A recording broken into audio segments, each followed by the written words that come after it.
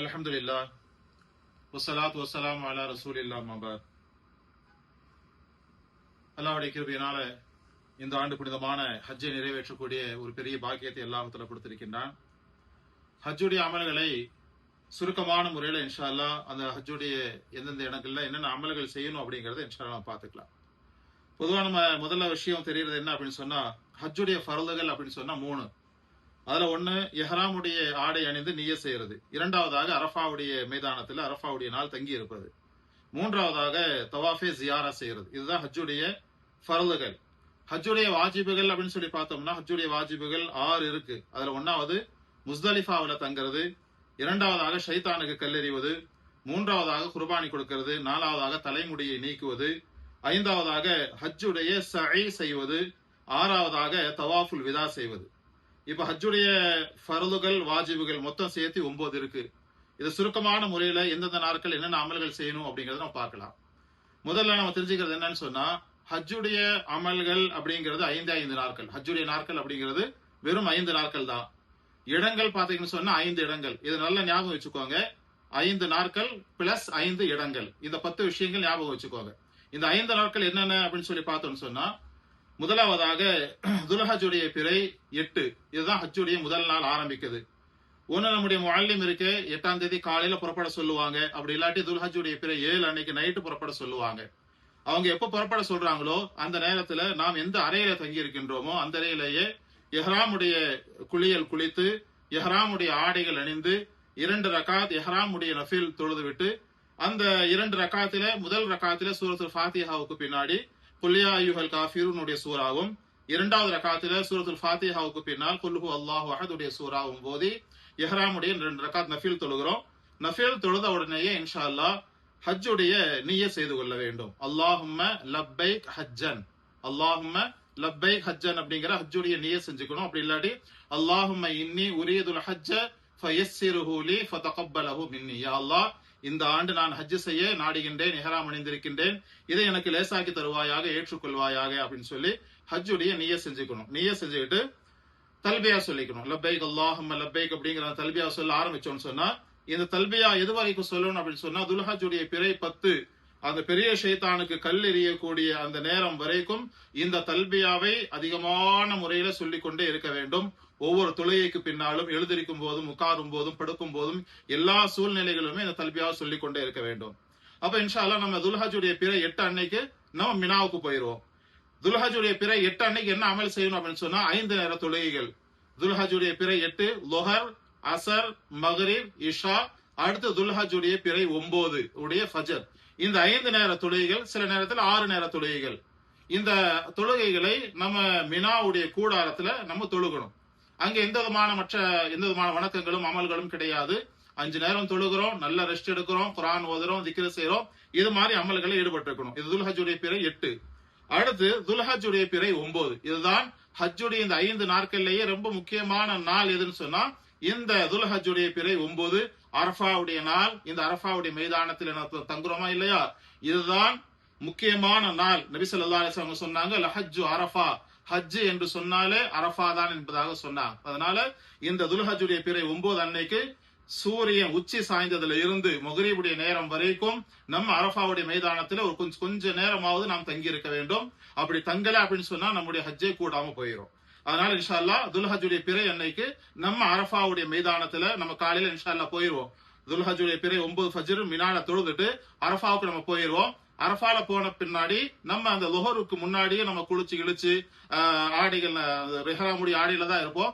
அதே ஆடைகளை நம்ம குளிச்சுட்டு என்ன செய்யணும், லுஹருக்கு முன்னாடியே சாப்பிட்டு நம்ம தயாராக இருக்கணும். அந்த அரஃபாவுடைய மைதானத்துல மஸ்ஜித் நமீரா அப்படின்னு சொல்லக்கூடிய பள்ளிவாசல் இருக்கு. ஒரு கால் நமக்கு வாய்ப்பு கிடைத்தால் அந்த பள்ளிவாசலுக்கு போய் லுஹருடைய தொழுகையும் அசருடைய தொழுகையும் ஜம்மு செஞ்சு கசராக நாம் தொழுகலாம். அப்படி இல்ல நம்ம அந்த பள்ளிவாசலுக்கு போகிறதுக்கு உண்டான வாய்ப்புகள் கிடைக்கல அப்படின்னு சொன்னா நாம் இருக்கக்கூடிய அந்த கூடாரங்கள்லயே நம்ம லுஹருடைய நேரத்துல லுஹருடைய தொழுகையும் அசருடைய நேரத்துல அசருடைய தொழுகையும் நம்ம தொழுதுக்கலாம். லுஹருடைய தொழுகை 2 ரக்காத் நம்ம தொழுதுட்டு திக்ர்ல நம்ம ஈடுபடுவோம். அதுக்கு பின்னாடி அசருடைய நேரம் வந்த உடனே அசருடைய தொழுகையை தொழுதுட்டு நம்ம அதிகமான முறையில துஆவில ஈடுபடுவோம். என்று சொன்னால் அந்த அரஃபாவுடைய மைதானத்திலே தான் அல்லாஹ் தஆலா எல்லா ஹாஜிகளுடைய பாவங்களை மன்னித்து அந்த ஹாஜிகள் அன்று பிறந்த குழந்தைகள் மாதிரி திரும்பி வர்றாங்கன்னு சொல்லி நபி ஸல்லல்லாஹு அலைஹி வஸல்லம் அவங்க சொன்னாங்களா இல்லையா? அந்த எல்லா பாவங்களுமே மன்னிக்கப்படுவது அந்த அரஃபாவுடைய மைதானத்திலே தான். அதனால் இன்ஷா அல்லாஹ் அசர் தொழுகைக்கு பின்னாடி மக்ரீப் தொழுகை வரைக்கும் இன்ஷா அல்லாஹ் நம்ம அதிகமான முறையில துஆக்கள்ல ஈடுபட்டு இருக்கிறது. யார் யாரெல்லாம் நம்ம இடத்துல துஆவுக்காண்டி வேண்டிக் கொண்டார்களோ அவங்களுடைய பெயர்கள் எல்லாம் ஞாபகம் வச்சு நமக்காக வேண்டியும் நம்முடைய மறுமையுடைய வாழ்க்கைக்காக வேண்டியும் நம்முடைய குடும்பத்தார்கள் நம்முடைய உற்றார் உறவினர்கள் முழு உலகத்தில் வாழக்கூடிய எல்லா முஸ்லிம்களுக்காக வேண்டியும் இந்த அரஃபாவுடைய மைதானத்துல துஆ செய்யறது. இப்போ அரஃபாவுடைய மைதானத்துல இந்த அமல் மட்டும்தான். மக்ரீபுடைய நேரம் வரைக்கும் நம்ம அரஃபால தங்கி இருக்கணும். மக்ரீபுடைய நேரம் வந்துருச்சு, சூரியன் மறைஞ்சிருச்சு அப்படின்னு சொன்னா மக்ரீபுடைய நேரம் வந்தாலும் நம்ம மக்ரீபுடைய தொழுகையை தொழுக கூடாது. மக்ரீபுடைய நேரம் வந்த உடனே இன்ஷா அல்லாஹ் அங்கிருந்து நம்ம புறப்பட்டு நம்ம முஸ்தலிஃபாவுக்கு வந்துடணும். முஸ்தலிஃபாவுல அது எவ்வளவு நேரத்துக்கு வந்தாலும் சரி, இரவு 10 மணிக்கு வந்தாலும் சரி, 11 மணிக்கு வந்தாலும் சரி, 12 மணிக்கு வந்தாலும் சரி, நம்ம இரவு எந்த நேரத்துல முஸ்தலிஃபாவுக்கு வர்றோமோ அந்த நேரத்துல அங்கே ஒரு பாங்கு சொல்லி 2 காமத்துகளை சொல்லி மக்ரீபுடைய தொழுகையும் இஷாவுடைய தொழுகையும் ஜம்மு செஞ்சு நம்ம முஸ்தலிஃபாவுல தொழுகணும். தொழுதுட்டு அந்த முஸ்தலிஃபாவுல இரவு நேரம் தங்கி இருக்கணும். இந்த முஸ்தலிஃபால இரவு தங்குறது அப்படிங்கிறது இருக்கு, இது ஒரு வாஜிபாக இருக்கு. அதனால முழுமையான முறையில இரவுல தங்கி இருக்கணும். அதிகமான முறையில திக்ருகள் துஆக்கள் அதிகமான முறையில செய்யணும். இது துல்ஹஜ்ஜுடைய பிறை 9 முடிஞ்சிருச்சு. அடுத்த நாள் காலையில துல்ஹஜ்ஜுடைய பிறை 10 ஆரம்பிக்குது. துல்ஹஜ்ஜுடைய பிறை 10 அப்படிங்கிறது முழு உலகத்துல வாழக்கூடிய எல்லா முஸ்லிம்களுமே துல்ஹஜ்ஜுடைய பிறை 10 அன்னைக்கு தான் பக்ரீதுடைய பெருநாளை கொண்டாடுவாங்க. நம்ம எப்படி இருப்போம் அந்த சூழ்நிலையில? கந்தலான ஆடைகள், சரியான முறையில தூக்கம் இல்லாம ஆடைகள் எல்லாம் புழுதிகள் படிந்து ஆடைகள் எல்லாம் அழுக்காகி தலைமுடியெல்லாம் பரட்டையாகி அந்த சூழ்நிலையில தான் நம்ம அந்த பெருநாளுடைய காலையில எந்திரிப்போம். எந்திரிச்சவனா ஃபஜ்ருக்கு பாங் சொல்லுவாங்க. ஃபஜ்ருடைய தொழுகையை தொழுதுட்டு நம்ம அந்த முஸ்தலிஃபாவுடைய மைதானத்திலிருந்து ஜமராத்தை நோக்கி போகணும். இப்போ துல்ஹஜ்ஜுடைய பிறை 10 அன்னைக்கு நாம் செய்யக்கூடிய அமல்கள் என்னென்ன அப்படின்னு சொன்னா அன்னைக்கு முக்கியமான சில அமல்கள் இருக்கு. அதுல ஒன்னாவதாக ஃபஜ்ரு தொழுத உடனேயே நம்ம முஸ்தலிஃபால இருந்து நேர ஜமராத்துக்கு போகணும். ஜமராத்துல போய் அங்க 3 ஷைத்தான்கள் இருக்கும். சின்ன ஷைத்தான், நடு ஷைத்தான், பெரிய ஷைத்தான். இதுல 2 ஷைத்தான்களை விட்டுறணும். ஆரம்பத்தில் இருக்கிற சின்ன ஷைத்தானையும் நடு ஷைத்தானை விட்டுட்டு பெரிய ஷைத்தானுக்கு மட்டும் நம்ம 7 கற்களை கொண்டு எரிய வேண்டும். ஷைத்தானுக்கு கல் அடித்து விட்டு உடனே அடுத்தபடியாக நாம் செய்ய வேண்டிய அமல் என்ன அப்படின்னு சொன்னா குர்பானி கொடுக்கிறது. முதல் அமல் ஷைத்தானுக்கு கல் எறிவது. அடுத்தபடியாக துல்ஹஜ்ஜுடைய பிறை அன்னைக்கு பிறை 10 அன்னைக்கு நாம் செய்ய வேண்டிய 2வது அமல் இருக்கு, குர்பானி கொடுக்கிறது. 3வதாக நம்ம செய்யக்கூடிய அமல் இருக்கு, நம்முடைய தலைமுடி எடுக்கிறது. இது 3மே ஹனஃபியாக்கள் கிட்ட வாஜிப், தர்த்தீபான முறையில தான் செய்யணும். முதல்ல கல்லடிக்கணும், அப்புறம் குர்பானி கொடுக்கணும், அதுக்கு பின்னாடி தலைமுடியை எடுக்கணும்.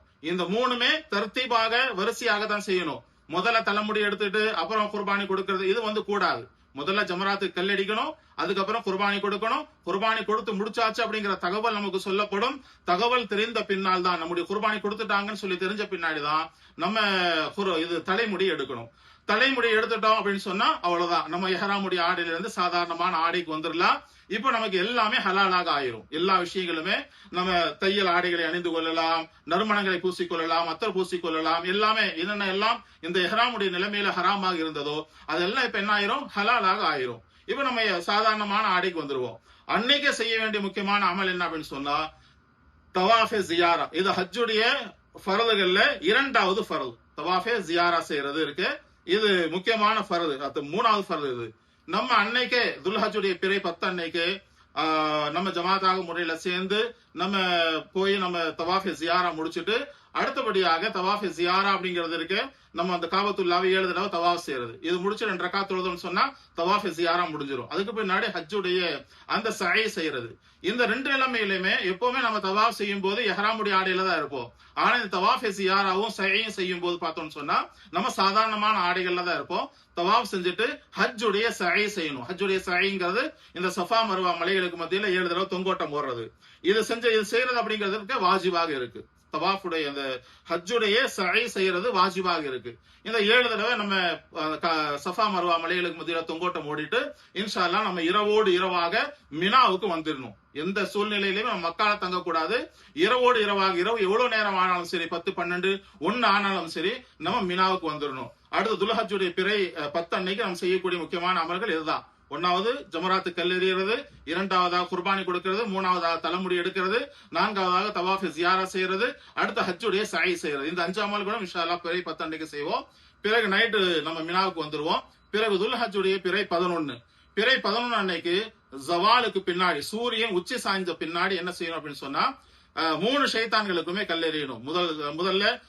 முதல் ஷைத்தானுக்கு, சின்ன ஷைத்தானுக்கு 7 கற்கள். அந்த கற்கள் அப்படின்னு சொன்னா சாதாரணமான கொண்டைக்கல் அளவு இருக்கக்கூடிய சாதாரணமான பொடி கற்கள் தான் என்ன செய்யணும், எரியணும். எரியும் போது சின்ன துவாருக்கு பிஸ்மில்லாஹ் அல்லாஹ் அக்பர் அப்படின்னு சொல்லி அந்த கல்லை எரியறது. அடுத்து அந்த முதல்ல சின்ன ஷைத்தானுக்கு கல் எறிஞ்சு கொஞ்சம் நகர்ந்து வந்து நின்று காபத்துல்லாஹை முன்னோக்கி துவா செய்யறது. அது துவா ஏற்றுக்கொள்ளப்படக்கூடிய இடமாக இருக்கு. அடுத்து 2வது ஷைத்தானுக்கு, நடு ஷைத்தானுக்கு கல் எறிவோம். 7 கற்களை கொண்டு எறிவோம். பிறகு கொஞ்சம் தூரம் நகர்ந்து வந்து நின்று அங்கே காபத்துல்லாஹை முன்னோக்கி கைகளை உயர்த்தி துவா செய்வோம். அதுக்கு பின்னாடி ஜம்ராத்தி உக்பா கடைசி பெரிய ஷைத்தானுக்கு கல் எறிவோம். அங்க துவா செய்ய மாட்டோம். சின்ன ஷைத்தான், நடு ஷைத்தான் அந்த 2 இடத்துலயுமே துவா செய்வோம். பெரிய ஷைத்தானு கல் எறிஞ்சிட்டு துவா செய்ய மாட்டோம். திரும்பி நம்ம ரூமுக்கு வந்துருவோம். அடுத்தபடியாக துல்ஹஜ்ஜுடைய பிறை 12.